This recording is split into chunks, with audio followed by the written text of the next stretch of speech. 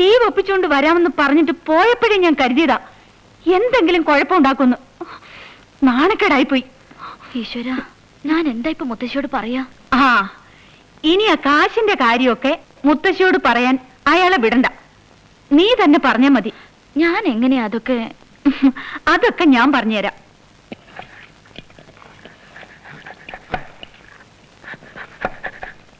ഇന്ദുക്കുഞ്ഞിന് വിശേഷമുള്ള സ്ഥിതിക്ക് നമ്മുടെ കാശി യാത്ര മാറ്റിവെച്ചൂടെ? താൻ പോടാ അവിടുന്ന്. കാശിക്ക് പോവാൻ തീരുമാനിച്ചപ്പോഴേ ശുഭലക്ഷണ. ഇനി പോയില്ലെങ്കിൽ ദൈവകോപം ഉണ്ടാവും. താൻ പോയി ആ ബാങ്കിലെ ചെക്കൊക്കെ ഒന്ന് മാറി വന്നിട്ടുണ്ടെന്ന് അന്വേഷിക്കുക. ഇപ്പോഴല്ലടോ, പിന്നെ. എന്താ മുത്തശ്ശി ഇത്? പാവയ്ക്ക കൊണ്ടാട്ടോ? ഇതാ ലത ഏൽപ്പിച്ചാ പോരായിരുന്നോ? ഇതൊക്കെ അവര് ചെയ്താൽ ശരിയാവില്ല മോനെ. ഞാൻ കുട്ടിയെ നോക്കിക്കൊണ്ടിരിക്കായിരുന്നു. ഇന്ദു പറഞ്ഞു പുതിയ ബിസിനസിന്റെ കാര്യം. മുത്തശ്ശി ഉള്ളപ്പോ ബാങ്കിൽ നിന്ന് ലോൺ എടുക്കേണ്ട ആവശ്യമുണ്ടോ? കാശൊക്കെ ഞാൻ തരാം. അയ്യോ, അതൊന്നും വേണ്ട. എനിക്ക് മുത്തശ്ശിയുടെ സ്നേഹം മാത്രം മതി. ഞാൻ സ്വപ്രയത്നം കൊണ്ട് കാശുണ്ടാക്കി ആ കാശ് എന്റെ ബിസിനസ് മുടക്കിക്കൊള്ളാം. എന്റെന്നോ നിങ്ങളുടെന്നോ വല്ല വ്യത്യാസം ഉണ്ടാ കുട്ടി? നിങ്ങൾക്ക് അവകാശപ്പെട്ട കാശ് തന്നെയാണ് ഞാൻ തരാൻ പോണത്. അല്ല മുത്തശ്ശി, എന്നാലും വേണ്ട, ഒന്നും പറയണ്ട. എല്ലാം ഞാൻ തീരുമാനിച്ചു കഴിഞ്ഞു. ഇപ്പോഴത്തെ കുട്ടികൾക്ക് കൊണ്ടാട്ടത്തിന്റെ ഗുണമൊന്നും അറിയില്ല.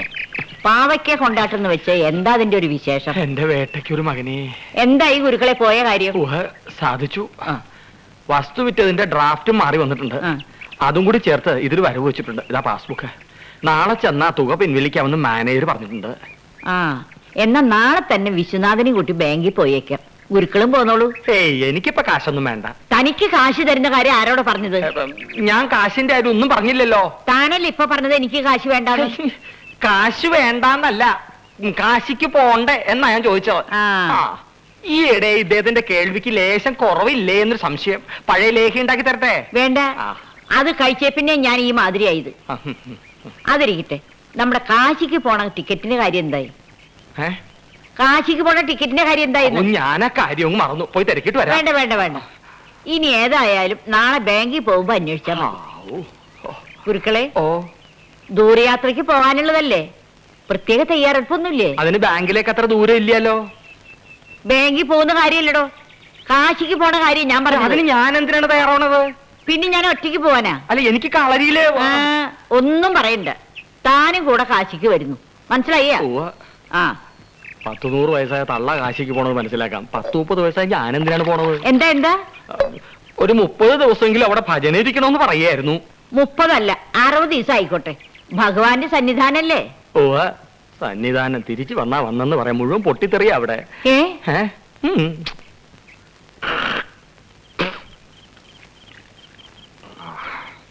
ചോദിക്കണുണ്ട്, വിരോധം തോന്നരുത്. കൂട്ടുകാരനുമായി എത്ര നാളത്തെ പരിചയമുണ്ട്? അത്ര അധികമില്ല. ഒരു 10-15 കൊല്ലത്തെ അടുപ്പുണ്ടാവും. ആവട്ടെ. എന്താ? അവൻ ആള് ചതിയൻ ചന്തുന്റെ പിന്തലമുറക്കാരനാ. എന്നിട്ടൊരു വാക്ക് അവൻ എന്നോട് പറഞ്ഞില്ലല്ലോ ഇതിനെ കുറിച്ച്. അയ്യേ, എന്താ കുട്ടി ഇത്? ഞാനൊരു ശൈലീ പ്രയോഗം തൊടുത്തു വിട്ടെന്നല്ലേ ഉള്ളൂ. അവന്റെ അഭ്യാസം ഈ ആരോമൽ ചേകവരോട് വേണ്ട എന്ന് പറഞ്ഞേക്കൂ. അവനെ തളയ്ക്കാൻ ഞാൻ ഇന്നൊരു പരിപാടി ആസൂത്രണം ചെയ്തിട്ടുണ്ട്. എന്താ? അവനോട് പറഞ്ഞേക്കരുത്. ഇല്ല. രാത്രി കൃത്യം 12 മണിക്ക് മാർജാര പഞ്ചകം പൊടി കലക്കി തിളപ്പിച്ച് ഒരു കുടം വെള്ളം അവന്റെ ഉച്ചിയിൽ ഒഴിക്കും. കുഞ്ഞു പറഞ്ഞ അസുഖം ഉണ്ടെന്ന് വെച്ചാൽ അവൻ അനങ്ങില്ല. ഇല്ലാന്ന് വെച്ചാൽ അനങ്ങും. അനങ്ങിയ ആ കുടം അവന്റെ ഉച്ചിയിൽ അടിച്ച് പൊട്ടിക്കും. അവന്റെ സോമനാംബുലിസം മാറ്റി ആംബുലൻസിൽ കെട്ടിയെടുപ്പിക്കും. കളരിപ്പറമ്പിലെ സൂര്യനാരായണ ഗുരുക്കളാണ് ഈ പറഞ്ഞത്, ഓർത്തോളൂ.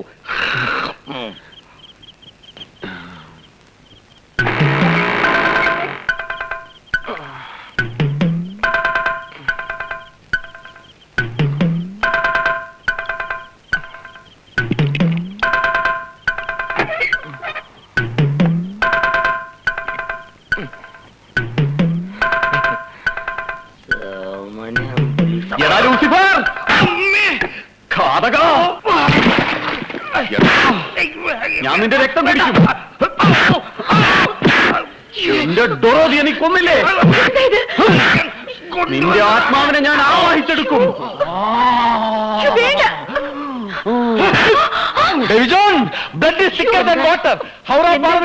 ധാരാളം വെള്ളം ഒഴുകി കഴിഞ്ഞു. ഇനി നിനക്ക് രക്തം കുറിച്ച് മതിയായില്ലേ? വേണ്ട വേണ്ട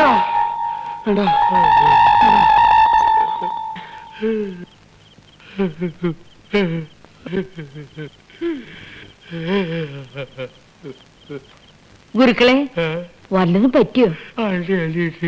എന്താ ഇത്?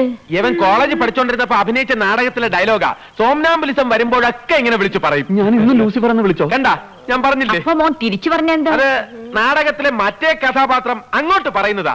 ഇതും പറഞ്ഞിട്ട് ചേട്ടത്ത് ഒറ്റ അടി കൊടുത്താൽ ഇവന്റെ ഉപദ്രവം അതോടെ നിൽക്കും. ഏ, ഈ ലൂസിഫർ ഇവിടെ അധിക ദിവസം ഉണ്ടാവോ? എന്താ?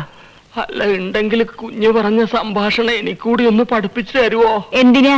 ജീവിക്കാനുള്ള ആഗ്രഹം കൊണ്ട്.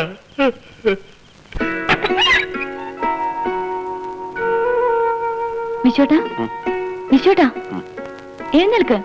എന്തൊരോർക്കായത്? അയ്യോ, ആ മുത്തശ്ശി ഒന്നും കണ്ട? ആരുമില്ല ഇവിടെ, എല്ലാരും ബാങ്കിൽ പോയി. ഇത്ര നേരത്തെ? സമയം എത്രയെന്നാ വിചാരിച്ചേ? അയ്യോ, ഓഫീസിൽ പോകാൻ സമയമായി. ആ വക്കീൽ അവിടെ ഒന്ന് കാത്തിരിക്കും. കസ്റ്റമേഴ്സിനോടൊക്കെ ഇന്നാ വരാൻ പറഞ്ഞിരിക്കുന്നത്. അങ്ങനെ ഇന്നത്തോടെ എന്റെ എല്ലാ പ്രശ്നങ്ങളും അവസാനിക്കാണ് എന്റെ കുട്ടി. ഇനി ഒരുത്തന്റെ ഔദാര്യം ഇല്ലാതെ തന്നെ എനിക്ക് മുന്നോട്ട് നീങ്ങാം. Yes, I am going to prove myself. 2 ആഴ്ചക്കുള്ളിൽ സ്റ്റേ വെക്കേറ്റ് ചെയ്ത് കിട്ടും. അതുവരെ നിന്റെ കസ്റ്റമേഴ്സിനെ ഒന്ന് പിടിച്ചു നിർത്തിക്കൂടെ? അതിന്റെ ആവശ്യമില്ല. എന്നെ സംശയിച്ചവർക്ക് ഞാൻ ഫ്ലാറ്റ് കൊടുക്കുന്ന പ്രശ്നമില്ല. ഒരുത്തന്റെ സഹായം ഇല്ലാതെ തന്നെ ഈ കൺസ്ട്രക്ഷൻ കംപ്ലീറ്റ് ചെയ്യാൻ പറ്റുമെന്ന് ഞാനൊന്ന് നോക്കട്ടെ. എല്ലാവരോടും ഇന്ന് 1 മണിക്ക് ഇവിടെ വരാനാ പറഞ്ഞിരിക്കുന്നത്. അവരുടെ എമൗണ്ട് സെറ്റ് ചെയ്താൽ പിന്നെ ടെൻഷൻ തീർന്നല്ലോ. ആ, മുത്തശ്ശി ബാങ്കിൽ നിന്ന് വരാൻ സമയമായി. ഞാൻ വീട് വരെ ഒന്ന് പോയിട്ട് വരാം. എന്നാലും വിശ്വം, മുത്തശ്ശിയോട് നിനക്കും പോകാമായിരുന്നു. ഉണ്ണികൃഷ്ണനെ ഒറ്റയ്ക്ക് വിട്ടത്. ഏയ്, ഉണ്ണി ആ ടൈപ്പല്ല. എന്നാലും ഒറ്റയടിക്ക് ഇത്രയും കാശൊക്കെ കൈവരികയല്ലേ? നീ പറഞ്ഞു വെച്ച് നോക്കുമ്പോ അവനത്ര പുണ്യാളൊന്നും അല്ലല്ലോ. നീ വെറുതെ മനുഷ്യനെ ടെൻഷൻ അടുപ്പിക്കാതെ. നീ ഓഫീസിലേക്കല്ലേ, ഞാൻ ഡ്രോപ്പ് ചെയ്യാം. വാ.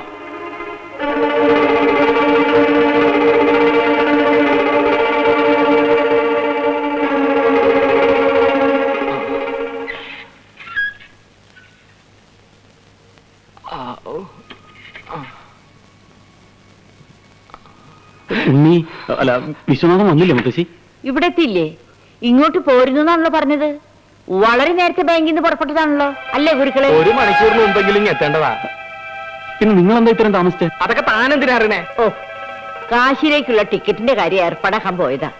ഈശ്വരാനുങ്ങൾ കൊണ്ട് എല്ലാം ശരിയായി. ഒന്ന് ഉമ്മറത്തേക്ക് അറിഞ്ഞുണ്ടോ? ഇനി അടുത്ത കുസൃതി ഒപ്പിക്കാനാവും ഭാവം.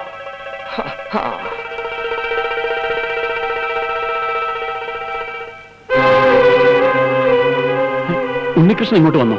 ഇല്ലല്ലോ. ആ, ഇന്നലെ വന്നിരുന്നു. ഇന്ന് നാട്ടിലേക്ക് പോവാന്ന് പറയുന്നത് കേട്ടു.